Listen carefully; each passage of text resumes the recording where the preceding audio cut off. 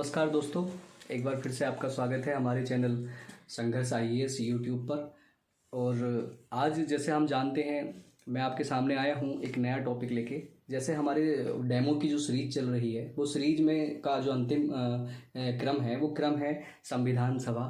उससे पहले मैं सब लोगों से हमारी जो आईएएस संघर्ष आईएएस टीम है, वो आप भगवान से और सबसे कामना करती है कि आप स्वस्थ होंगे। और सभी को, मेरे जितने भी दोस्त हैं जो यूट्यूब पे हम लोगों को प्यार दे रहे हैं, उन सबको बहुत बहुत धन्यवाद। और आज हिंदी दिवस, विश्व हिंदी दिवस की हार्दिक शुभकामनाएं हैं।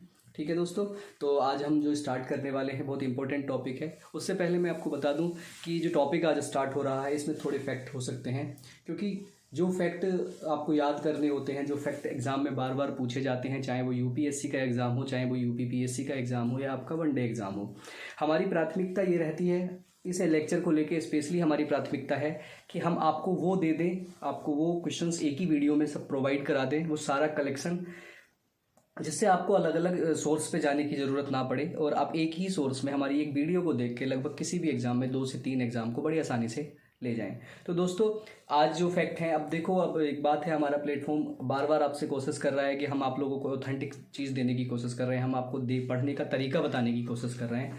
तो फिर भी अब आप बोलोगे कि आप फैक्ट लेके क्यों आ गए हो, तो ये फैक्ट इसलिए ज़रूरी है क्योंकि दोस्तों, कोई भी चीज़ है, फैक्ट हमेशा अंडरस्टैंडिंग को ही डेवलप, इसके बाद ही डेवलप होते हैं। आप अगर अंडरस्टैंडिंग लेवल को डेवलप कर दोगे तो फैक्ट को कलेक्ट करने में आपको आसानी पड़ जाएगी। आपको फैक्ट को एक दूसरे से कलेक्ट करना, एक दूसरे से जोड़ने में बड़ा आसान हो जाएगा। तो उसी को ध्यान में रखते हुए आज हम लोगों ने, हमारी जो अंतिम कड़ी है, मैंने पहले आपको बोला था, मेरी पहली कड़ी में प्रस्तावना, दूसरी कड़ी में भाग, तीसरी कड़ी में अनुसूची और चौथी कड़ी में संवैधानिक विकास। संवैधानिक विकास खुद में इतना बड़ा चैप्टर है दोस्तों कि वो कम से कम 7-8 घंटे की अगर वीडियो भी आपके सामने लेके आई जाए तो उसमें हो सकता है कि वो कवर ना हो। इसलिए मैंने उसको 2 भागों में हम लोगों ने उसे डिवाइड किया है, और 2 भाग में भी मैंने पहले वो वाला पार्ट लिया है जहाँ से मैक्सिमम क्वेश्चन आपको मिल जाएंगे। ठीक है दोस्तों, तो आप जो मेरे साथ बनी रहिए, अगले 10 से 15 मिनट की, 20 मिनट की जो भी वीडियो बनने वाली है, आप बनी रहिए। आप लोग ज़्यादा से ज़्यादा हमारी वीडियो को देखिए, लाइक करिए, सब्सक्राइब करिए, ताकि हम लोग आने वाली वीडियो को, हम अगली वीडियो अपनी कड़ी की लेकर आएंगे, चाहे वो हिस्ट्री की हो, चाहे वो ज्योग्राफी की हो, चाहे वो किसी भी सब्जेक्ट की हो, वो आपको फ़ायदा दे सके। तो अपनी कड़ी को आगे बढ़ाते हुए दोस्तों, मैं बात करता हूँ संविधान सभा की। तो जैसे ही हम जानते हैं, हम लोग सब पढ़ते आए हैं, पहले से हमने किताबों में पढ़ा है, हम लोग आगे भी पढ़ते रहेंगे। उस कड़ी में सबसे इम्पोर्टेंट बात हो जाती है, संविधान पढ़ने से पहले आप सभी लोग पढ़ते हैं संविधान का विकास, संवैधानिक विकास कैसे हुआ। तो संविधान का जो निर्माण हुआ, उस निर्माण में किन किन लोगों की मुख्य भूमिका रही थी। हम लोग जानते हैं संविधान का पिता, संविधान का निर्माता अम्बेडकर को कहते हैं, डॉक्टर भीमराव अम्बेडकर, बहुत महान आदमी, उनको हम बोलते हैं संविधान का निर्माता।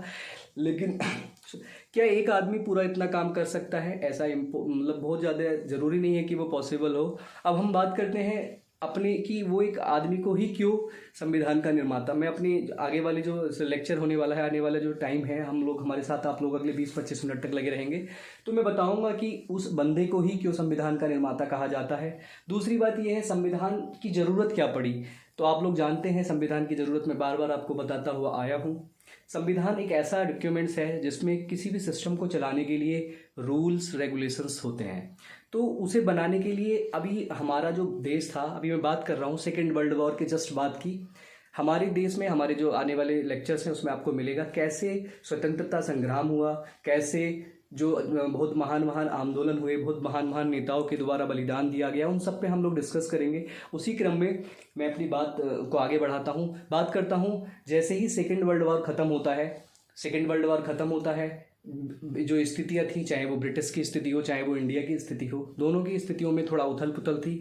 उधर ब्रिटिश में जो हमारे ऊपर रूल कर रहे थे, ब्रिटिशर्स में एक नई सरकार आती है, लेबर पार्टी की सरकार आती है, एटली की सरकार आती है। वो सरकार समाजवादी सरकार होती है।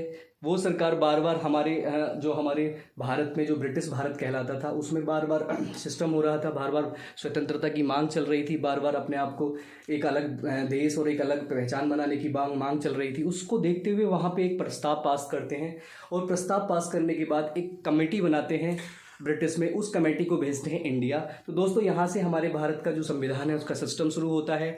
हालांकि ऐसा नहीं है कि संविधान की मांग केवल संविधान हाँ सेकेंड वर्ल्ड वॉर के बाद ही शुरू हुई थी, या मैं अभी बात करूंगा एक डेट की कि 1946 में शुरू हुई थी। ये बहुत पहले से क्रम में चलता हुआ आ रहा है। ये 1924 की बात हो, चाहे 1934 की बात हो, चाहे 1937 की बात हो, अलग अलग प्लेटफॉर्म से अलग अलग जो हमारे महान नेता थे उन लोगों ने अलग अलग स्टेज पे जाके संविधान बनाने की, स्वतंत्रता पाने की अलग अलग मांगों को अलग अलग तरीके से प्रस्तुत करा था। वो हम अपने अगले लेक्चर्स, जो हमारे डिटेल डिस्कशन वाले लेक्चर्स होंगे या जो बात होगी वहाँ हम आपको बताएंगे। तो बात करते हैं 1946 में, जब हमारा संविधान बनने के बिल्कुल एकदम कगार पे था, हम लोग यहाँ डिमांड बहुत बढ़ चुकी थी। तो वहाँ से क्या होता है, ब्रिटिश से एक मिशन आता है। मिशन का नाम नहीं है, वहाँ से 3 लोगों का एक समिति, 3 लोगों का एक ग्रुप आता है, जिसको इंडिया में आने के बाद नाम दे दिया जाता है कैबिनेट मिशन। आपको पता है कैबिनेट मिशन का मतलब है कि ये कुछ ऐसा काम करने के लिए आ रहा है, ऐसी चीज़ों को यहाँ पे बताने की कोशिश करेगा कि जो भारत में, जो ब्रिटिश भारत है, उस टाइम पे हमारे भारत को दोस्तों भारत नहीं बोला जाता था, ब्रिटिश भारत बोला जाता था, क्योंकि ब्रिटिश हमारे ऊपर रूल करते थे। तो 1946 में ब्रिटिश से एक मिशन आता है जिसमें 3 लोग होते हैं। दोस्तों एक बात और मैं बता दूं, मैंने यहाँ पे जो चीज़ें लिखी हैं वो आपको हो सकता है एकदम प्रत्यक्ष नहीं दिखाई दें। यहाँ पर लिखने का सिर्फ हमारा एक ही औचित्य है, ताकि जो चीज़ें हम आप तक पहुँचाना चाहते हैं हम एक एक क्रोनोलॉजी में आपको पहुँचा दें। अगर मैं एक एक चीज़ को लिखूंगा और आपको बोलूँगा, फिर उसके बाद उस पर डिस्कशन करूँगा, तो हो सकता है 2-3 घंटे का लेक्चर आपका बन जाएगा। इसलिए मैंने कुछ चीज़ें यहाँ पर लिखी हैं। ज़रूरी नहीं है आपको बोर्ड बिल्कुल साफ चमके, ज़रूरी नहीं है। आप जब भी पढ़ने के लिए बैठे पेपर लेके बैठिए और मेरी बातों को सुनिए और उसको नोट कर दिए, और आपके पास 1 या 2 पेज के कलेक्टिव नोट्स हो जाएंगे। उसको एग्जाम से पहले पढ़ के जाइए, और अगर आपको लगता है कि वो फ़ायदा देता है तो हम लोगों को सब्सक्राइब जरूर करिए दोस्तों। तो अब बात करते हैं, 3 लोगों का एक मिशन आता है इंडिया में 1946 में। उन 3 लोगों ने, मैंने यहाँ पे काल लिखा है, आपको भी ऐसे याद रखना है काल। उसमें ये 3 लोग होते हैं। सबसे पहले होता है क्रिप्स, दूसरे नंबर पे होता है अलेक्जेंडर, और तीसरे नंबर पे होता है लॉरेंस। ये 3 आदमी होते हैं, 3। अब होते कौन है ये? वो लोग होते हैं, वो अधिकारी होते हैं जो इंडिया में ही पहले से काम कर रहे होते हैं या इंडिया पे काम कर रहे होते हैं। कोई व्यापार का अधिकारी होता है, व्यापारिक मुखिया होता है, कोई वहाँ पे हमारा भारत का सचिव होता है। उन 3 लोगों को भेजते हैं कि आप जाइए और जाकर देखिए भारत में किस तरह का क्या ज़रूरत है, कैसे संविधान बनाया जा सकता है, क्या वास्तव में वहाँ के लोग इतना कैपेबल हैं कि नहीं कैपेबल हैं। दोस्तों ये मिशन आता है, और ये मिशन आने के बाद ये सबसे पहले कहता है ठीक है, हम आपको संविधान बनाने के लिए परमिशन देते हैं, आप लोग काम करिए। तो इस मिशन के थ्रू हमारे 2 मुख्य कार्य होते हैं। पहला कार्य होता है अंतरिम सरकार, यानी कि इंटरिम सरकार। अंतरिम सरकार होती है कि जल्दी तत्काल में एक सरकार बना दी जाए, उस पर हम अलग से डिस्कशन करेंगे। आपको सिर्फ इतना ध्यान रखना है कि जब कैबिनेट मिशन आता है उसमें 3 लोग आते हैं, क्रिप्स, अलेक्जेंडर और लॉरेंस उस जो कैबिनेट मिशन का है वो अध्यक्ष होता है दोस्तों। जैसे ही वो आते हैं उन्होंने 3 सिस्टम कर दिया कि आप अंतरिम सरकार बना लीजिए और एक संविधान सभा का गठन करिए। हमारे जो रूल करने वाले, हमारे जो मुख्य नेता थे, हमारे जो मुख्य स्वतंत्रता सेनानी थे, या हमारे जो बुद्धिजीवी लोग थे, उन लोगों ने संविधान सभा बनाने के लिए चीज़ों को एक्सेप्ट किया। और एक्सेप्ट करने के बाद अब सबसे बड़ी बात आती है कि संविधान सभा, इतने बड़े भारत में लगभग 50-60 करोड़ लोगों में कैसे संविधान सभा के लोगों को कलेक्ट किया जाए, कैसे उन लोगों को इकट्ठा किया जाए, कौन लोग संविधान बनाने में साथ देंगे या कौन लोग वहाँ योगदान देंगे। तो उसके लिए दोस्तों आपको ये भी क्वेश्चंस कई बार पूछा गया है कि कैसे, किस पैरामीटर्स पे बताया गया था कि कौन चुना जाएगा। तो दोस्तों उस टाइम पे सिर्फ जनसंख्या थी, तो जनसंख्या के आधार पर 10 लाख लोगों पर एक हमारा जो संविधान सभा को बनाने के लिए, संविधान सभा जब बनने वाली थी, संविधान बनाने के लिए जो योगदान देने वाला कैंडिडेट था, उसमें से उसका सबसे पहला पैरामीटर था 10 लाख लोगों में से 1 लोग। ठीक है दोस्तों, तो इस हिसाब से टोटल जो सदस्य थे संविधान सभा के वो 389 जो सदस्य थे वो चुनकर तैयार हुए। उनको किसी को प्रत्यक्ष चुना गया, किसी को ब्रिटिश सरकार ने नॉमिनेट किया। वो प्रोसीजर है पूरा, जब हम डिटेल पढ़ेंगे तब हम आपको बताएंगे। लेकिन मेन बात क्या है, मेन हम बात बताने की कोशिश कर रहे हैं कि वो क्वेश्चंस 389 में से जो इंपॉर्टेंट है, नंबर ऑफ टाइम्स 10, 20, और आप देखेंगे प्रीवियस ईयर्स के क्वेश्चंस उठा के, चाहे आप किसी के भी क्वेश्चंस उठा के देखिए, उन 389 में से जो सिस्टम था, SC कैंडिडेट जो थे, जो अनुसूचित जाति वाले जो लोग थे, उन लोगों की संख्या 26 थी। और एसटी के जो लोग थे, शेड्यूल ट्राइब क्लास के जो लोग थे वो 33 थे। और महिलाएं जो हमारी 389 संविधान सभा के जो कैंडिडेट इलेक्ट हुए थे उसमें जो महिलाओं का कंट्रीब्यूशन था दोस्तों, कई बार क्वेश्चन पूछ लिया जाता है कि बताइए संविधान सभा में जो महिलाओं का जो कंट्रीब्यूशन था वो कितना था। दोस्तों आपको याद थोड़ा सा रखना है, केवल 15। मैंने आपको मोटा मोटा आइडिया आपको बता दिया है। अब ये बात आती है दोस्तों, जैसे ही हम बात करते हैं कि हमारे 389 लोग इकट्ठे हो चुके हैं, 389 लोग इकट्ठे हो चुके हैं, तो अब हमारे मन में अगली बार क्वेश्चन आएगा कि ये लोग कैसे इकट्ठे हुए होंगे। मैंने बताया 10 लाख में से एक बंदे को सेलेक्ट करना था। अब सेलेक्ट होने के लिए आपको पता है कांग्रेस का बहुत बड़ा योगदान था। तो अब जो इस 389 की बात करता हूं, इन 389 में अकेले अगर हम बात करें 296 लोग जो थे वो कांग्रेस से थे। कांग्रेस से 296 लोगों का सिलेक्शन हुआ था। कांग्रेस से एक्चुअल में 246 नहीं, सॉरी 208 लोगों का जो सिलेक्शन था वो कांग्रेस से हुआ था। 208 लोगों का दोस्तों, 208 लोग कांग्रेस से सेलेक्ट हुए थे और जो 73 थे, 73 लोग मुस्लिम लीग से सेलेक्ट हुए थे और 13 लोग जो थे वो निर्दलीय थे, उनका कोई दल नहीं था। वो लोग स्वतंत्रता सेनानी थे या वो लोग ऐसे नेता थे जो हमारी स्वतंत्रता में योगदान दे रहे थे। तो ये दोस्तों टोटल मिला के 292 जो हमारे भारतीय ब्रिटिश राज्य थे वो, और 4 जो मैंने ये लिखा है ये ब्रिटिश कमिश्नरी थी। कमिश्नरी का मतलब जैसे आज के टाइम पे कुछ ऐसे हैं जो रूल, जैसे पांडुचेरी है, ऐसी कमिश्नरी की वहां पे जो पूरा रूल था वो केवल ब्रिटिशर्स का था। ठीक है, था तो पूरे भारत पे, लेकिन वहां पर्टिकुलर एरिया थे जो स्पेशली उनके हाथ में थे। ठीक है दोस्तों, तो कई बार क्वेश्चंस पूछ लिया जाता है संविधान सभा में कांग्रेस की तरफ से चुन के आने वाले कैंडिडेट्स की संख्या थी 208 दोस्तों, और जो मुस्लिम लीग था, मुस्लिम लीग से जो कैंडिडेट को चुनकर आने की संख्या थी वो 73 और निर्दलीय थे 15। ये सब आप कॉम्बिनेशन आपका हो चुका है। अब सबसे बड़ी बात आती है कि संविधान सभा जैसे ही इन लोगों को लेके पहुंची तो संविधान की जो पहली बैठक थी दोस्तों वो 9 दिसंबर 1946 को हुई। आपको पता है जब भी कोई बैठक की जाती है या जब भी कोई सभा की जाती है उसमें एक अध्यक्ष होता है। उस टाइम पे दोस्तों पहली बैठक आपसे लगभग 10 बार से ज्यादा पूछा गया होगा, आप देखेंगे बार बार क्वेश्चंस में।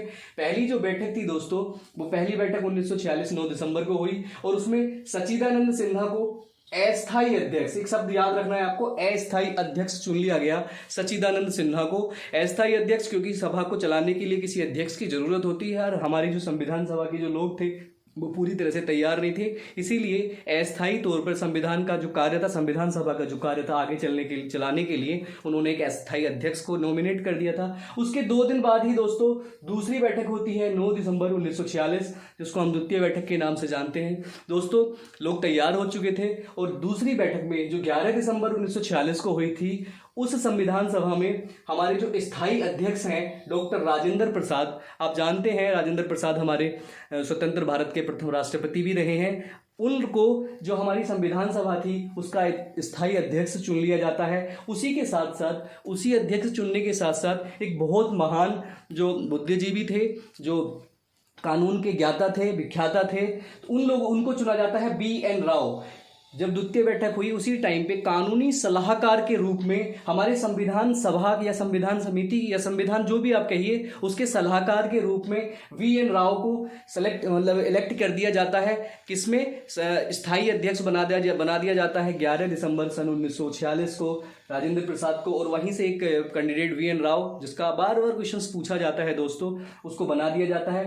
थर्ड, यहाँ तक बात होती है उसके 2 ही दिन बाद हमने अपनी पहली वीडियो में भी बताया है, जैसे ही संविधान की सभा बनी, दूसरी बैठक हुई, स्थायी अध्यक्ष बने, सलाहकार बने। अब होता क्या है कि वो बैठक किस उद्देश्य से की जा रही है, तो वो उद्देश्य मैंने पहले भी बताया है। थर्ड, उसके ही 2 दिन बाद 13 दिसंबर 1946 में जो हमारे नेहरू थे, जवाहरलाल नेहरू, उन्होंने अपना उद्देश्य प्रस्ताव रखा, जो मैंने आपको उद्देशिका में पढ़ाया है। उद्देश्य प्रस्ताव रखा कि कैसा वो कानून बनाने की कोशिश कर रहे। वो उद्देश्य प्रस्ताव एक्चुअल में कब से आया, कब लगा, कैसे लगा, वो हम लोग बाद में डिस्कस करेंगे। फिलहाल 13 दिसंबर को आपको ध्यान रखना है किसने प्रस्तुत किया था, ये बहुत बार क्वेश्चन पूछा गया है दोस्तों, उद्देश्य प्रस्ताव किसके द्वारा प्रस्तुत किया गया था। तो आपको क्या करना है, याद रखना है पंडित जवाहरलाल नेहरू, इनके द्वारा उद्देश्य प्रस्ताव प्रस्तुत किया गया था संविधान सभा के साथ 13 दिसंबर 1946 को। अब दोस्तों जैसे हम जानते हैं जब संविधान बन रहा है, संविधान बनने के लिए एक सलाहकार आ गया। अब संविधान छोटा डॉक्यूमेंट्स नहीं है, इतने बड़ा डॉक्यूमेंट्स है, उसको बनाने के लिए अब एक बंदा या ये 4-6 लोग जो मैंने नाम बोल चुका हूँ, इनका नाम अगर ले लिया जाए तो इनके द्वारा काम नहीं होगा। जो संविधान सभा के सलाहकार, आपको पता है सलाहकार कौन होते हैं, एडवाइजर कौन होते हैं? आप देख लीजिए, अजीत डोभाल जी को देख लीजिए, चाहे विपिन रावत जी को देख लीजिए। ये सब क्या है? ये सब सलाहकार हैं किसी भी कंपनी को चलाने के लिए, किसी भी सरकार को चलाने के लिए, किसी भी सिस्टम को चलाने के लिए अपनी एक्सपर्टीज, अपनी सलाह देते हैं। तो इनकी सलाह के द्वारा दोस्तों संविधान कैसे बनाया जाएगा, संविधान में कौन सा काम किसको डिस्ट्रीब्यूट किया जाएगा, कौन सा काम किसको दिया जाएगा, उसके लिए क्या किया गया दोस्तों? उसके लिए एक समितियां बनाई गई। किसके अनुशंसा पे? हमारे जो सलाहकार थे BN राव। तो पहली समिति क्या कि संघ समिति बनाई गई। अब हुआ क्या कि संविधान में जो भी संविधान बनेगा उसमें एक संघ समिति होगी। संघ से मतलब संघ से रिलेटेड, संघ में कैसे सरकार बनेगी, संघ में सिस्टम कैसे होगा, संघ को कैसे चलाना होगा, तो संघ समिति बनाई गई। अब जब कोई समिति बनाई गई दोस्तों, तो समिति का कोई चलाने वाला एक फाइनली अध्यक्ष बनाया जाता है, ताकि उस समिति की जो अलग अलग लोगों की जो राय है उस राय को प्रस्तुत कर दिया जा सके, यानी कि उस राय को मान लिया जाए। तो उस समिति के जो अध्यक्ष है वो जवाहरलाल नेहरू को बना दिया गया दोस्तों। ये संघ समिति, कई बार पूछा गया कि संघ समिति के अध्यक्ष किसको बनाया गया था, संघ समिति के अध्यक्ष कौन थे। अब ऐसे दोस्तों अगर मैं डिटेल में बात करना चाहूँ, जब हम अपना लेक्चर लेंगे डिटेल वाला, तो मैं बताऊंगा संघ समिति में नेहरू जी के अलावा और कौन कौन लोग थे। वो सारी बातें हम लोग डिस्कस में करेंगे। लेकिन फिलहाल क्या है कि ये क्वेश्चंस, हमारे जो क्वेश्चंस है, नंबर ऑफ क्वेश्चंस बार बार हो जाने चाहिए। तो बात करते हैं संघ समिति का अध्यक्ष जवाहरलाल नेहरू। आपको इतना याद रखना है, इतना ध्यान रखना है, क्योंकि जवाहरलाल नेहरू उस टाइम पे बहुत लोकप्रिय नेता भी थे और सबसे अग्रिम कैंडिडेट भी थे। दूसरे नंबर पे राज्य या प्रांतीय समिति, तो जो हमारे वल्लभ भाई पटेल हैं, आपको पता होगा गुजरात की तरफ जब भी आपकी नजर जाती है तो लौह पुरुष वल्लभ भाई पटेल, जिन्होंने हमारे प्रांतों में कैसे शासन चलेगा, जिन्होंने हमारे अलग अलग छोटे छोटे प्रदेशों को जोड़कर एक भारत, बड़ा भारत बनाने के लिए अपना पूरा योगदान दिया। कैसे दिया, क्यों दिया, क्या उनके पीछे उनकी अनुशंसा रही होगी, क्या उनकी आकांक्षा रही होगी, इसको लेकर वो हम डिस्कस करेंगे। तो दूसरे नंबर पर बात आती है समिति की, तो प्रांतीय समिति जिसके अध्यक्ष थे वल्लभ भाई पटेल जी थे। दूसरे नंबर पर जो अल्पसंख्यक और जनजाति समिति थी, इसका भी अध्यक्ष बनाया गया पटेल जी को। और उसके बाद सबसे इंपॉर्टेंट, कई बार पूछा हुआ दोस्तों क्वेश्चन है कि मूल अधिकार होने चाहिए, तो मूल अधिकार का जो अध्यक्ष है वो किसको बनाया? वो भी दोस्तों पटेल जी को बनाया गया। अब कैसे संघ समिति कार्य करेगी, कैसे प्रांतीय समिति कार्य करेगी, कैसे आपका जो जनजाति या फिर अल्पसंख्यक समिति है उसको कैसे कार्य करेगी, या पूरा समितियां किस हिसाब से कार्य करेंगी, उसके लिए एक समिति बनाई गई, कार्य संचालन समिति। कार्य संचालन, क्योंकि कार्य का संचालन किस हिसाब से होगा दोस्तों, तो उसके लिए क्या किया गया, कार्य संचालन समिति के जो अध्यक्ष है वो KN मुंशी को बनाया गया दोस्तों। KN मुंशी कार्य संचालन समिति के अध्यक्ष बनाया गया। उसके बाद एक समिति आई झंडा समिति। तो झंडा समिति के अध्यक्ष दोस्तों दो लोगों को लाइमलाइट में पूछा जाता है यूपी स्टेट एग्जाम में कई बार, वहां पे राजेंद्र प्रसाद, उसको अध्यक्ष बनाया गया झंडा समिति को। और JB कृपलानी भी आप अगर कहीं पे मिले तो इन दोनों को एक साथ मिलकर आप लगा सकते हैं। मोस्ट प्रोबेबल है कि दोस्तों जो झंडा समिति के अध्यक्ष है वो राजेंद्र प्रसाद को बनाया गया। अब सारी चीजें बन चुकी हैं दोस्तों। ऐसे बहुत सारी छोटी छोटी समितियां, स्थायी समितियां, अस्थायी समितियां, अलग अलग टाइप की समितियां बनाई गई। हम उस पर सब पे डिस्कस करेंगे दोस्तों, 2-3 घंटे लग जाएंगे। इसलिए हम केवल उन पॉइंट्स पे क्लियर फोकस कर रहे हैं जो किसी भी एग्जाम में, आपके एग्जाम में जो है वो आ सके, वहां से आपको क्वेश्चंस मिल सके। लास्ट टाइम पे आपको हमारा वीडियो देख के जाएं और आपको जितना ज्यादा हो सके उतना फायदा आप उस वीडियो का ले सके। दोस्तों ये सारी समितियां बन चुकी हैं। इन समितियों में कौन सी चीज कहां रखी जाएगी, क्या चीज कहां पे इकट्ठी होगी, इसीलिए बहुत इंपॉर्टेंट जो संविधान के निर्माता माने जाते हैं उनको एक प्रारूप समिति बनाई गई दोस्तों। ये क्वेश्चंस कम से कम आप लोग सोचोगे कि अगर वनडे एग्जाम है तो 90% संविधान, अगर संविधान सभा से क्वेश्चंस आएगा तो 90% क्वेश्चंस आता है यहाँ से, प्रारूप समिति के अध्यक्ष किसको बनाया गया था। तो दोस्तों ये वो ही है डॉक्टर भीमराव अंबेडकर, जो वो बहुत महान एक बुद्धिजीवी थे, कानून के ज्ञाता थे, जिन्होंने अपनी प्रारूप समिति के साथ मिलकर संविधान के प्रारूप को तैयार किया। कौन सा चीज कहां पे होगी इसको प्रस्तुत किया और उसको बहुत ही अच्छे शब्दों में बाद में संविधान की व्याख्या भी की। हम बात करेंगे बाद में। अब बात करते हैं इससे ही रिलेटेड एक क्वेश्चन है दोस्तों। प्रारूप अब अकेले तो नहीं कर सकते थे, लेकिन प्रारूप समिति के अध्यक्ष इनको बनाया गया था। तो इस प्रारूप समिति में दोस्तों 7 कैंडिडेटों को लिया गया था। 7 वो कैंडिडेट अपने में बहुत बड़ी ज्ञाता थे। सबसे पहले दोस्तों में उन 7 आप लोग याद कर लीजिए, कई बार क्वेश्चन इन समिति के सदस्यों से पूछा जाता है कि कौन सा सदस्य इनमें से नहीं था या कौन सा सदस्य इनमें से था। तो आपको 3 नाम होने वाले दे दिए जाएंगे या 2 नाम ना होने वाले दे दिए जाएंगे, तो आपको सेलेक्ट करना है। तो सबसे पहले बात करते हैं एन गोपाला स्वामी अयंगर, ये पहला नाम है, आप याद रखेंगे लास्ट में केवल अयंगर करके। दूसरे नंबर पे है कृष्णा स्वामी अय्यर, ये एक थे। तीसरे नाम पे है के एन मुंशी, आपको पता है कार्य संचालन समिति के अध्यक्ष भी हैं। फिर उसके बाद मोहम्मद सादुल्ला, आपको याद रखना है केवल मोहम्मद सादुल्ला। छठे नंबर पे आपके आते हैं माधव राव, एन माधव राव, मैंने इस शॉर्ट में लिखा है एन माधव राव। दोस्तों प्रारूप समिति के सदस्य पहले नहीं थे, लेकिन जो बी एन बत्रा हैं उन्होंने किसी भी वजह से, चाहे वो पर्सनल वजह हो या किसी वजह से अपना त्यागपत्र दे दिया था, तो उनकी जगह पर बी एन बत्रा। कई बार ये क्वेश्चन पूछा गया है दोस्तों कि माधव राव को संविधान सभा की प्रारूप समिति का जो सदस्य बनाया गया था वो किसके स्थान पर बनाया गया था। जब बहुत डिटेल में पूछेगा आपसे, ऐसा नहीं है डायरेक्ट नहीं पूछा जाता दोस्तों, जब उसका मन होगा कि डिटेल में चला जाता हूं तब यहां से वो क्वेश्चंस पूछ लेता है। दोस्तों अगले वाले जो नाम है वो है टी कृष्णमाचारी, ये एक बहुत अच्छे, बहुत बुद्धिजीवी सदस्य थे, बहुत बुद्धिजीवी व्यक्ति थे। इनको डीपी खेतान की जगह पे संविधान में सभा में प्रारूप समिति के सदस्यों के रूप में लाया गया था, क्योंकि डीपी खेतान यहां से मर चुके थे। अब दोस्तों मैं वापस से आता हूं कि जब 13 दिसंबर 1946 को उद्देश्य प्रस्ताव पारित हो चुका था, उससे पहले हमारी समितियां बन चुकी थी। अब दोस्तों इसी बीच में क्या होता है, इसी बीच में हमारा संविधान सभा को बनाने का काम चल रहा था, इसी बीच में हमारा विभाजन हो जाता है। एक बहुत बड़ी त्रासदी भारत में आ जाती है, जो आपको पता है 14 अगस्त 1947 को भारत का विभाजन हो जाता है। वो भारत के 2 टुकड़े हो जाते हैं, एक पाकिस्तान बन जाता है और एक हिंदुस्तान, जो हमारा प्यारा हिंदुस्तान है वो बन जाता है। तो दोस्तों मैंने अपनी पहली ही बात में बात करी थी कि 10 लाख पे एक कैंडिडेट है। जब हमारे भारत का, प्यारे भारत का जब विखंडन हो रहा था, तो वहां से कुछ क्षेत्र पाकिस्तान को गया। जब क्षेत्र जाएगा तो क्षेत्र में रहने वाली जनसंख्या भी जाएगी। तो जैसे ही दोस्तों विभाजन होता है, विभाजन के बाद हमारी जो संविधान सभा थी उसमें सदस्यों की संख्या रह जाती है 299। दोस्तों 299 सदस्यों की संख्या रह जाती है। अब 299 जो सदस्यों की संख्या है उसको हम बात क्या करते हैं, अब ऐसे ही हम बात करेंगे कि जब भीमराव अंबेडकर थे, भीमराव अंबेडकर को कई बार क्वेश्चन आपको पूछा गया है दोस्तों कि भीमराव अंबेडकर को कहां से संविधान सभा का सदस्य नियुक्त किया गया था दोस्तों। तो उसको ध्यान में रखना है आपको कि जो भीमराव अंबेडकर थे, जब हमारा अविभाजित भारत था, तो बंगाल एक इलाका पड़ता था, भारत का ही हिस्सा है बंगाल, जो पूर्वी बंगाल या पश्चिमी बंगाल, बाद में वो पूर्वी पाकिस्तान और पश्चिमी पाकिस्तान में बदल गया। तो बंगाल से पहले, बंगाल प्रेसिडेंसी से भीमराव अंबेडकर को इलेक्ट किया जाता है संविधान सभा के लिए, लेकिन विभाजन होने के बाद वो कॉन्स्टिट्यूंसी चली जाती है पाकिस्तान के पास, और हमारे भीमराव अंबेडकर तो किसी के सदस्य नहीं रहते, तो उसको फिर महाराष्ट्र कॉन्स्टिट्यूंसी से उसको इलेक्ट किया जाता है, उनको वहां से नॉमिनेट किया जाता है और संविधान सभा में भेजा जाता है। दोस्तों अब हम बात करते हैं, भारत का विभाजन हो चुका है, भारत का विभाजन होने के बाद हमारा सारा काम हो चुका है, हमारे सारा संविधान लगभग ऑलमोस्ट काम कंप्लीट हो चुका है। अब फाइनल बैठक की बात आती है। फाइनल बैठक से पहले मैं बात करता हूं, संविधान सभा जैसे ही बनकर तैयार हुई तो उसका प्रथम वाचन।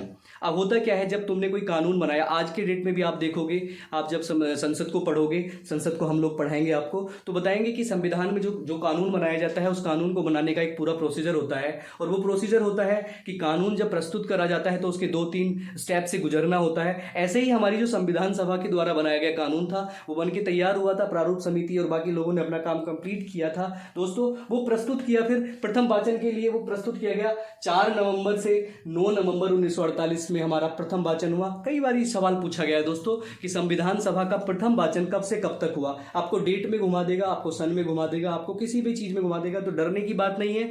संविधान सभा पहले बन चुकी है, समितियां बन चुकी हैं, उन्होंने कब काम करा, 48 में प्रस्तुत करा।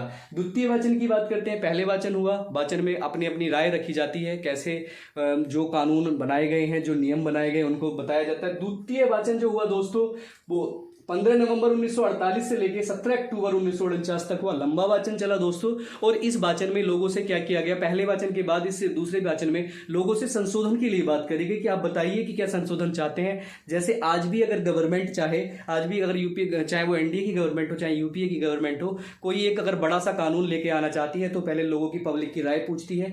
तो ऐसा ही संशोधन वहां से पूछा गया। उसमें संशोधनों की संख्या अगर आप देखेंगे तो मैंने एक छोटी सी संख्या लिखी है, हालांकि कहीं पूछी नहीं जाती है, लेकिन आपको लगभग 2437, 2400 से 2500 संशोधन संविधान सभा के सामने पहुंच चुके थे कि हमको हो सकता है किसी को नागरिकता में कोई परेशानी रही हो सकता है किसी को किसी चीज़ में कोई परेशानी रही हो, कोई चीज़ चेंज कराना चाहता हो। तो दोस्तों उनमें से मैक्सिमम जो उनको अच्छे लगे, संविधान निर्माताओं को जो भी संशोधन अच्छे लगे वो एडमिट किए और बाकी को छोड़ दिया। उसके बाद अंतिम और तृतीय जो वाचन था दोस्तों वो 14 नवंबर से 16 नवंबर 1949 को आपका तृतीय वाचन हो चुका है। आपको पता है पहला दूसरा तीसरा वाचन में लगभग काम कंप्लीट हो चुका है। दोस्तों अब हम पहुंच चुके हैं नवंबर 1949 में, और आप जानते हैं, बहुत अच्छे से जानते हैं कि भारत का संविधान दिवस मनाया जाता है 26 नवंबर सन 1949 को पहली बार, और 26 नवंबर को हमेशा आज तक संविधान दिवस मनाया जाता है। दोस्तों 26 नवंबर 1949 को हमारा भारत का संविधान आंशिक रूप से लागू हो चुका था। और दोस्तों आंशिक रूप से लागू होने का मतलब है कि संविधान की कुछ धाराएं, कुछ अनुच्छेद लागू कर दिए गए थे। और दोस्तों कई बार तो ये क्वेश्चन पूछा गया है कि आंशिक रूप से जब भी संविधान लागू हुआ था उसमें कितने अनुच्छेद और कैसे चीजों को लागू किया गया था। दोस्तों उस टाइम पे भी हमारे संविधान में 395 अनुच्छेद और 8 अनुसूचियां थी, लेकिन जो लागू करा गया था वो 16 अनुच्छेद के साथ लागू कर दिया गया था। जब हम अपना लेक्चर लेंगे उसमें हम बताएंगे आपको कि कौन कौन सा अनुच्छेद था, उन 16 में से कौन कौन से अनुच्छेद थे जो उस टाइम पे लागू कर दिए गए थे। अब बात आती है दोस्तों, जैसे ही 26 नवंबर 1949 हमारा संविधान दिवस मनाया जाता है, अब बात आती है कि संविधान दिवस मनाने के बाद 2 महीने बाद आती है 26 जनवरी 1950। आप लोग जानते हैं गणतंत्रता दिवस, एक पवित्र हमारा जो दिवस है गणतंत्रता दिवस। इस दिन को 26 जनवरी 1949 को गणतंत्रता दिवस के रूप में हम मनाते हैं और संविधान को पूर्ण रूप से लागू कर दिया गया था। दोस्तों अब आपके मन में एक बात आएगी कि जब 1949 में 26 नवंबर 1949 में संविधान बन के लागू हो गया था तो 2 महीने का वेट क्यों किया दोस्तों। तो ये बहुत इंपॉर्टेंट चीज है कि 26 जनवरी, अगर हम बात करते हैं 26 जनवरी की, तो आपको मैं ले जाऊंगा इतिहास में पहले कि 26 जनवरी 1929 को लाहौर अधिवेशन में हमारे पंडित जवाहरलाल नेहरू ने एक स्वाधीनता दिवस, पूर्ण स्वाधीनता दिवस की मांग की थी। और 1930 में मैं बात करूंगा 26 जनवरी 1930 की, यहाँ पे पहला स्वाधीनता दिवस मनाया गया था दोस्तों। और 26 जनवरी 1930 से लेके 31, 32, 33, 34 आज तक हम लोग स्वाधीनता दिवस मना रहे थे। अगर हम 26 ही नवंबर को अपना संविधान पूर्ण रूप से लागू कर देते तो दोस्तों इस दिवस का कोई औचित्य नहीं रह जाता। इतिहास में पिछले 30 साल से हम लोग इस दिवस को मना रहे थे, 25 साल से इस दिवस को मना रहे थे। इसलिए हमारे कानून निर्माताओं ने कहा कि दोस्तों ऐसा नहीं करते हैं, हम लोग 26 जनवरी को ही अपना स्वाधीनता दिवस मनाएंगे। तो दोस्तों कई बार क्वेश्चन पूछा जाता है स्वाधीनता दिवस कब मनाया गया, तो आपको याद रखना है 26 जनवरी 1930। आपसे पूछा जाएगा गणतंत्रता दिवस कब मनाया जाता है, तो दोस्तों आपको याद रखना है 26 जनवरी 1950। आपको पूछा जाएगा संविधान दिवस कब मनाया जाता है, तो 26 नवंबर 1949 के बाद 26 नवंबर को ही मनाया जाता है। दोस्तों अब हम बात करते हैं, संविधान हमारा बन के तैयार हो चुका है। अब संविधान बन के तैयार होने से पहले संविधान बनाने के लिए थोड़े स्रोत की जरूरत पड़ती है। हालांकि ये पहले का टॉपिक है कि स्रोत आपको पता होने चाहिए। तो मैं अब अपनी बात को लेके जाता हूं कि संविधान जो निर्माता थे, लगभग 100 से भी ज्यादा देशों का संविधान हम लोगों ने पढ़ा। दोस्तों हम लोगों ने का मतलब होता है कि जो हमारे संविधान निर्माता लोग थे, 100 से भी ज्यादा देशों का संविधान हमारे जो संविधान निर्माता थे, बुद्धिजीवी थे, कानून के ज्ञाता थे, उन लोगों ने पढ़ा। और उन संविधान में से ऐसा नहीं है कि किसी भी संविधान को उठाकर हमारे यहाँ लाके ऐसे ही लगा दिया हो। उस संविधान की कमियों को निकाला, अच्छाइयों को डाला, यानी कि एक ऐसा कॉम्बिनेशन बनाया जिससे कि हमारा जो भारत है, हमारा जो संविधान है, आप देखो कि हमारे संविधान से बड़ा कोई संविधान नहीं है और हमारे संविधान से अच्छा और किसी भी देश का लगभग कोई संविधान नहीं। जैसे मैं बात करूं दोस्तों, तो सबसे पहला संविधान की बात करूं तो सबसे पहला संविधान दोस्तों आता है ब्रिटेन का। लेकिन ब्रिटेन का संविधान सबसे पहला है, लेकिन वो लिखित नहीं है, लिखित संविधान नहीं है दोस्तों, वो परंपरा पे चलने वाला संविधान है। कोई अनुच्छेद, कोई अनुकार, कुछ नहीं, केवल वहां पे राजा महाराजा वाला सिस्टम चलने वाला है। दूसरे नंबर पे बात करते हैं हम लोग कि सबसे पहला लिखित संविधान कौन सा है दोस्तों। तो सबसे पहला लिखित संविधान हमारे अमेरिका ने, यूएसए का सबसे पहला लिखित संविधान है। और दूसरी सबसे इंपॉर्टेंट बात है कि वो सबसे छोटा भी संविधान है दोस्तों, उसमें बहुत ही छोटी चीजें हैं। अब हम डिटेल में बताएंगे आपको कि अमेरिका के संविधान में कितने आर्टिकल और कितनी सिस्टम है। उसके बाद हमारा प्यारा भारत आता है दोस्तों, सबसे बड़ा लिखित संविधान हमारे प्यारे भारत का है। कैसे उसको सबसे बड़ा बनाया गया, ये बुद्धिजीवी जो इतनी मेहनत कर रहे थे, उससे पहले जो हमारे स्वतंत्रता सेनानी थे, उन लोगों ने इतना योगदान दिया, इतना अपनी जान की परवाह न करते हुए, जान से आगे जाते चाहते हुए इतनी चीज़ों को बलिदान किया, अपने शरीर को, अपने आत्मा को, अपने पूरे सिस्टम को, पूरी जिंदगी को बलिदान कर दिया। तो अब हम बात करते हैं कि संविधान, देखो बहुत अच्छा कॉम्बिनेशन है आपको याद करने का, कितना अच्छा सिस्टम मैं आपको बताऊंगा कि संविधान के जो स्रोत थे, स्रोत का मतलब होता है, अब दोस्तों या तो हमारे पास पहले से चीजें हों ताकि हम बना सकें। अब हम कुछ देख के तो एक तरह से रिफ्लेक्शन तो चाहिए होता है। जैसे अगर हमें कोई संविधान या कोई कानून पढ़ना है तो हमें कानून का तो पता होना चाहिए कि कानून क्या है, तभी तो हम कानून के अंदर नियमों की बात करेंगे। तो ऐसे ही हमारे जो बुद्धिजीवी थे, उन्होंने, सबसे पहले की बात करता हूं, जो अमेरिका है, जो जिसका पहला लिखित संविधान की बात भी करते हैं, तो अमेरिका दोस्तों, अमेरिका से हमारे संविधान में जो देन है, वहां से जो कुछ काट के, कुछ फाट के, कुछ छीट के, जैसे भी इनको लागू किया गया। तो पहले नंबर पे आता है दोस्तों मूल अधिकार। मूल अधिकार आपसे कई बार पूछा गया कहां से लिए गए, किसके कानून से लिए गए। दोस्तों मूल अधिकारों को लिया गया है अमेरिका के कानून से। उसके बाद सुप्रीम कोर्ट जो है दोस्तों, सुप्रीम कोर्ट का जो हमारा पूरा सिस्टम है, पूरी प्रणाली है, वो सुप्रीम कोर्ट की प्रणाली भी अमेरिका से ली गई है। उसके बाद महाभियोग आता है, जो राष्ट्रपति और बाकी लोगों पे लगाया जाता है। महाभियोग का जो पद है, महाभियोग की जो प्रोसीजर है, वो प्रोसीजर भी अमेरिका से ली गई है। अब एक बात बताओ, मूल अधिकार है, मूल अधिकारों को का रक्षक किसे कहा जाता है? सुप्रीम कोर्ट और हाई कोर्ट को दोस्तों। तो याद करने के लिए, मूल अधिकार, उसका रक्षक सुप्रीम कोर्ट। सुप्रीम कोर्ट में अगर कोई अधिकारों का हनन करता है बड़ा बंदा, तो उस पर क्या लगाया जाता है दोस्तों? महाभियोग। महाभियोग लगाया जाता है। अब पता चला कि हमारे सुप्रीम कोर्ट ने या हमारे पूरे प्रोसीजर से किसी वजह से महाभियोग गलत लग गया है, या सुप्रीम कोर्ट से कोई ऐसा निर्णय है जो गलत हो गया है, तो उसको क्या करना है? उसको अपने ही निर्णय को सुधारने के लिए न्यायिक पुनर्वलोकन, रिव्यू, यानी जुडिशियली रिव्यू, यानी कि अपने ही निर्णय को सुधार सकती है हमारी सुप्रीम कोर्ट। इसका जिक्र हम बात करेंगे कि न्यायिक पुनर्वलोकन क्या होता है। तो ये सारी चीजें, ये 5 चीजें आपको याद रखनी है अमेरिका से: मूल अधिकार, सुप्रीम कोर्ट, महाभियोग, न्यायिक पुनर्वलोकन। ये वो क्वेश्चंस हैं दोस्तों जो हर बार आपसे एग्जाम में पूछे जाते हैं। सेकंड ऑफ ऑल हम बात करते हैं ऑस्ट्रेलिया की। तो ऑस्ट्रेलिया से दोस्तों, मैंने अपने पहले लेक्चर में ये चीज पढ़ाई है आपको, प्रस्तावना। तो ऑस्ट्रेलिया से दोस्तों क्या लिया गया है? प्रस्तावना। प्रस्तावना के बाद राज्य और केंद्र के बीच में संबंध, और राज्य और केंद्र के बीच के संबंध में मैंने बात करी थी अपनी 7वीं अनुसूची में, जब हमने विषयों का विभाजन पढ़ा था। तो वहां हमने पढ़ा था संवर्ती सूची, राज्य सूची, संघ सूची, संवर्ती सूची और राज्य सूची। तो दोस्तों वो संवर्ती सूची, जिसमें राज्य और संघ का दोनों का कॉन्ट्रीब्यूशन होता है, तो वो संघ सूची जो ली गई है। ये क्वेश्चन दोस्तों कई बार आपसे पूछा गया है कि कहां से संघ सूची को लिया गया है। तो संघ सूची ऑस्ट्रेलिया से ली गई है। उसके बाद एक बहुत इंपॉर्टेंट क्वेश्चन हमेशा पूछा जाता है, अगर आप पॉलिटी की बात करें, संयुक्त अधिवेशन। संयुक्त अधिवेशन का मतलब होता है लोकसभा और राज्यसभा को एक साथ बैठ के किसी भी एक मुद्दे पे अधिवेशन करना। उसको कौन करता है दोस्तों? राष्ट्रपति करता है। उसकी अध्यक्षता दोस्तों कौन करता है? अध्यक्षता लोकसभा का अध्यक्ष करता है। दोस्तों वो कब होता है? तो उसका प्रोसीजर है कि जब कोई कानून में मतभेद स्टार्ट हो जाए या किसी एक लॉ पे मतभेद स्टार्ट हो जाए, अलग अलग टाइप के हैं वो, कब कब हो सकता है वो हम डिस्कस करेंगे बाद में। तो संयुक्त अधिवेशन मैंने आपको बता दिया, संयुक्त अधिवेशन ऑस्ट्रेलिया। अब हम थर्ड नंबर पे पहुंचते हैं कनाडा। कनाडा से दोस्तों संघ सरकार।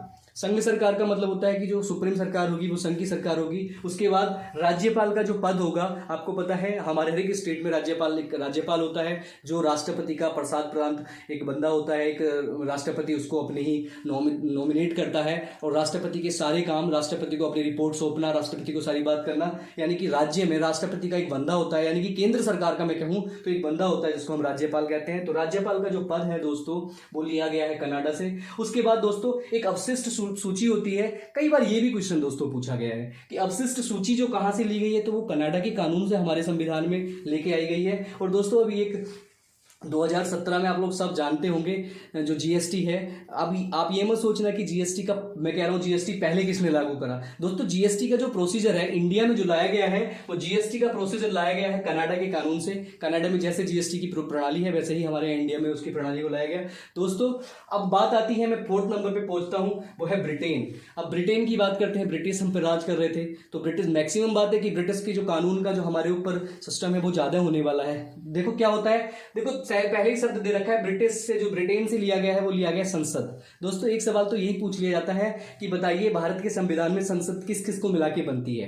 तो दोस्तों आपको पता है, याद करने का बहुत अच्छा तरीका, संसद में क्या होता है दोस्तों? लोकसभा होती है, राज्यसभा होती है और राष्ट्रपति होता है।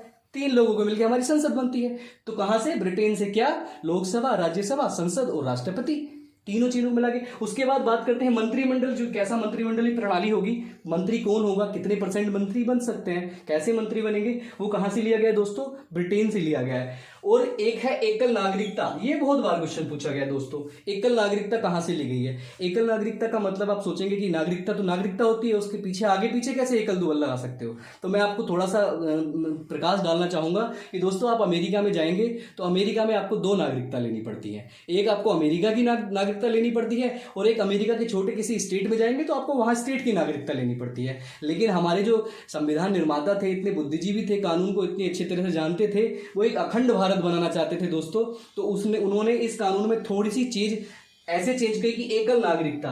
अब एकल नागरिकता का मतलब होता है अगर कोई जम्मू कश्मीर का निवासी है तो उसको भारत की नागरिकता लेनी पड़ेगी, ना कि जम्मू कश्मीर की। अगर वो जम्मू कश्मीर में ना रह के अगर वो तमिलनाडु में जाके रहना चाहता है, या वो अरुणाचल प्रदेश में जाके रहना चाहता है, या वो आपके गुजरात में जाके रहना चाहता है, तो दोस्तों उसको किसी भी स्टेट की, किसी भी राज्य की अलग से नागरिकता नहीं लेनी पड़ेगी, उसको केवल भारत की नागरिकता, क्योंकि वो भारत का नागरिक है। तो ये एकल नागरिकता का सिस्टम। और फिर उसकी बात करते हैं, अब जैसे पूरा संविधान है, उस संविधान में क्या है, अब हमारे पूरे सिस्टम की बात करते हैं। सरकार हमारे यहाँ पूरे भारत में सबसे ऊंचा, सर्वोच्चता, संविधान की सर्वोच्चता की बात करते हैं कि सबसे ऊंचा कौन है।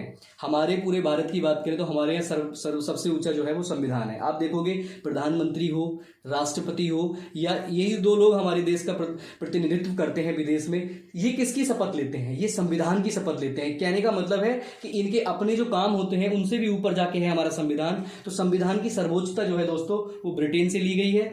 आगे चलते हैं, बहुत इंपॉर्टेंट है आयरलैंड। आयरलैंड जैसे ही आपको याद आता है तुरंत आप कहते हैं नीति निर्देशक तत्व। बहुत इंपॉर्टेंट, क्योंकि किसी राज्य को चलाने के लिए, वेलफेयर स्टेट बनाने के लिए, अच्छा स्टेट बनाने के लिए राज्य के नीति निर्देशक तत्व दोस्तों कहां से लिए गए हैं, वो लिए गए आयरलैंड से। और फिर राज्यसभा के जो सदस्य हैं, आपने देखा होगा लोकसभा और राज्यसभा की सदस्यों को, कुछ लोगों को ऐसे सदस्य होते हैं जिनको मनोनीत किया जाता है, जिनको अपॉइंट किया जाता है। तो राज्यसभा के जो सदस्य हैं स्पेशली उनका जो मनोनयन किया जाता है वो आयरलैंड के कानून से लिया गया है। दोस्तों यहाँ पे एक छोटा सा फैक्ट, जब यूपीएससी या स्पेशली पीसीएस एक क्वेश्चन बनाना चाहता है तो ये बताता है, बोलता है कि बताइए आयरलैंड से तो आपने नीति निर्देशक तत्व ले लिए, लेकिन आयरलैंड ने कहां से नीति निर्देशक तत्व लिए। तो दोस्तों आपको ध्यान रखना है, आयरलैंड ने भी स्पेन से नीति निर्देशक तत्वों को लिया था। तो दोस्तों हम लोग बहुत पहुंच चुके हैं। अब बात करते हैं हम जर्मनी की। अब अगला कानून आता है जर्मनी, जिसको वाइमर का कानून भी कहते हैं। 1 नंबर में यही क्वेश्चन पूछ लिया जाता है कि वाइमर का कानून किसको कहा जाता है, तो जर्मनी के कानून को क्या कहा जाता है दोस्तों, वाइमर का कानून कहा जाता है। आपको ध्यान रखना है। दूसरी बात यहां से लिया गया है आपातकाल। दोस्तों आपातकाल एक ऐसी चीज है, हम नहीं चाहेंगे, हम एक प्यारे भारत में, एक अच्छे भारत में नहीं चाहेंगे कि आपातकाल की स्थिति कभी आए। लेकिन ये आपातकाल 3 टाइप का दोस्तों आपातकाल होता है। उसमें एक टाइप होता है 360, आर्टिकल 360, जिसको बोलते हैं वित्तीय आपातकाल। दोस्तों आपातकाल आपसे पूछा जाएगा, आपको जर्मनी लगाना है प्यारे दोस्तों। और उसके बाद क्या लगाना है, अगर आपसे पूछा जाएगा बताइए वित्तीय आपातकाल कहां से लिया गया है, तो दोस्तों ये लिया गया है यूएस से, यानी कि अमेरिका से। केवल एक आपातकाल, बाकी 2 आपातकाल आपकी जर्मनी से ही लिए गए हैं। वित्तीय आपातकाल क्या होता है, दूसरा सशस्त्र कई सारे आपातकाल होते हैं, वो आपातकाल की बात हम आपातकाल वाले चैप्टर में करेंगे। दूसरी बात करते हैं दोस्तों, अब आता है दक्षिण अफ्रीका। आपको पता है एक कॉन्टिनेंट है आपका अफ्रीका कॉन्टिनेंट, उसमें एक दक्षिण अफ्रीका है, जगह है। उसके कानून से दोस्तों संविधान का संशोधन लिया गया है। और ये इतना इंपॉर्टेंट है मेरे हिसाब से, उस टाइम के बुद्धिजीवी जो लोग थे, कितना रिसर्च किया होंगे उन्होंने, कितना मेहनत की होगी कि संविधान बनाया है, उसमें एक संविधान का संशोधन पार्ट ला दिया है, ताकि आने वाले जमाने में, आपको पता ही है कि आने वाले जो लोग होंगे वो युग होगा, विज्ञान का युग होगा, प्रौद्योगिकी का युग होगा, वहां पे लोगों को बदलाव वाली चीजें चाहिए होंगी। तो इसलिए उन्होंने कहा कि संविधान के मांग के अनुसार, आने वाली जो जनरेशन है उसकी मांग के अनुसार कुछ भी चेंज हो सकता है। तो दोस्तों वहां दक्षिण अफ्रीका से लिया गया है केवल संविधान संशोधन। ठीक है दोस्तों, अगले नंबर पे जाते हैं। अभी बहुत इंपॉर्टेंट देश रह चुका है रूस। आप सोचेंगे बहुत देर से कि रूस, रसिया पहले यूएसएसआर करके हुआ करता था। तो दोस्तों रूस से जो है हमारे मूल कर्तव्य लिए गए हैं, जो आप और हमको सबको पता होने चाहिए। जो 11 हैं 10 हैं वो आपको पता होने चाहिए, और हमें अपने कर्तव्यों का पालन बहुत निष्ठा के साथ करना चाहिए। और एक और सबसे इंपॉर्टेंट, हर बार लगभग आप देखोगे पिछले साल के क्वेश्चन उठा के, कि पंचवर्षीय योजना जो अभी 2015 में नीति आयोग बना, पंचवर्षीय योजना को खत्म कर दिया गया। पंचवर्षीय योजना क्या होती थी, पंचवर्षीय योजना का जो सिस्टम था वो रूस से लिया गया था दोस्तों। पंचवर्षीय योजना का सिस्टम रूस से लिया गया था और ये हमारे मूल कर्तव्य वो भी रूस से लिए गए थे। अब बात आती है इस पूरी संविधान में, हम लोग जब संविधान आपके बीच में लेके आएंगे, संविधान आपको पढ़ाएंगे, तो बहुत सारे कठिन कठिन शब्द आएंगे, बहुत सारे आसान आसान शब्द आएंगे। तो एक देश है जापान, एक जापान देश है जिसमें से लिया गया है कानूनी शब्दावली दोस्तों। तो ये मैंने जो मेन क्वेश्चंस आपके पिछले 20 साल से पूछे गए किसी भी एग्जाम में, जो संविधान सभा से आने वाले क्वेश्चंस हैं, कहने के लिए तो अभी छोटे छोटे और भी देश हो सकते हैं, छोटी छोटी और भी समितियां हो सकती हैं, लेकिन हमको सब पे डिटेल में, जब डिटेल हम पढ़ेंगे वहां हमें एक बार पढ़ना है, क्योंकि हमारा जो फोकस होना चाहिए दोस्तों वो दो होना चाहिए, केवल एग्जाम ओरिएंटेड। और एग्जाम ओरिएंटेड का मतलब है कि जो फैक्ट है हम केवल उतने ही पढ़ें जितने हमारे एग्जाम में आए। तो दोस्तों मैंने आपको पूरा संविधान का विकास, संविधान की सभा और आपको संविधान के स्रोत बताया है, आपको बताया है कि कौन सी चीज कहां से ली गई है। इस पूरे जो लेक्चर है, इस पूरे लेक्चर को आप देखने के बाद आप पाएंगे, पहले पूरा लेक्चर देखिए, उसके बाद आप किसी भी एग्जाम के क्वेश्चन संविधान सभा के उठाइए। आपको क्वेश्चन नहीं मिलता है तब आप एक बार सोचिए, अगर आपको क्वेश्चन मिलता है तो अपने दोस्तों को इस वीडियो को शेयर कीजिए और लाइक कीजिए, और जितने ज़्यादा हो सके दोस्तों इस वीडियो को आप 1 से 2 बार देख लेंगे, आपको जो फैक्ट हैं वो एक साथ मिल जाएंगे, एक ही साथ मिल जाएंगे दोस्तों। तो इसी के साथ मैं अपने आज के लेक्चर को यहीं पर ख़त्म करता हूँ दोस्तों। आशा करता हूँ सब अच्छे होंगे। All the best.